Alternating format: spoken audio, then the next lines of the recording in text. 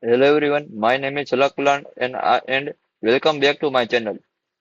In today's video, first we'll show you original website and after that I will show you the clone website that I built myself.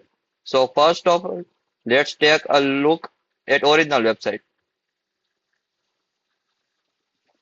As you can see, this website has a very clean and modern design, including a navigation bar, hero section, and different content sections. The layout is structured and the UI looks very professional.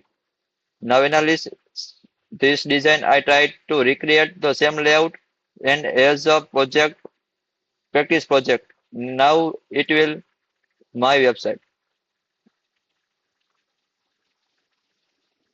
Now let me show you my clone website. This is a website I built by following the structure and design of the original one. In this project, I used HTML, CSS, JavaScript, and React to build the interface. I tried match the layout, spacing, and responsiveness, and as close as possible to the original website.